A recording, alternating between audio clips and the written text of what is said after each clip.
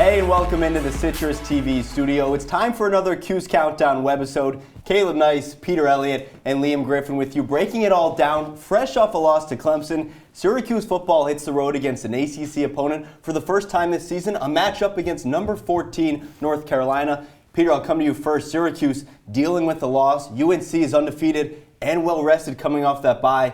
What do the Orange have to do key-wise to pull off the upset against the Tar Heels? Caleb, you're hitting me with a loaded question off the bat here. What happens when we dive? I don't know, but I know that Syracuse needs to start hot, and really what they need to do is provide Garrett Schrader with some protection, which they really did do a good job of last week. He got hit 5 times by Clemson, and the Orange cannot afford for that to happen this time around. And really, it comes down to giving him more time to go through his progressions. He was a one-read quarterback last week against Clemson. They need to give him time to go through his progressions and see if he wants to take off.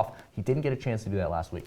Peter, when you're playing football, you don't really want to come out all dejected like you were just at a funeral. You want to come out hot. You have to come out with more energy in this game. Have a good start. It's been a bad trend all season. Slow starts. Western Michigan, the second play of the game, for crying out loud. A 75-yard run from scrimmage. Army goes down over 9.5 minutes. Then Clemson, Schrader gets decked, loses the football. Clemson scores quickly. You have to start out faster if you have any hope of an upset. Yeah.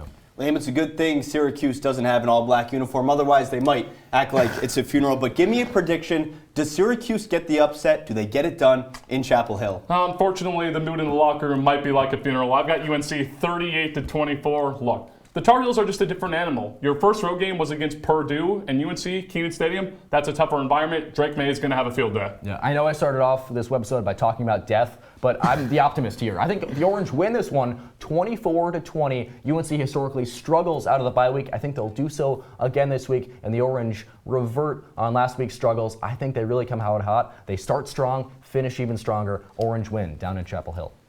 I'll finish the tiebreak. I have UNC 31-20. That's all the time we have for this Cuse Countdown webisode. Thanks so much for tuning in, and make sure to join us for the full show.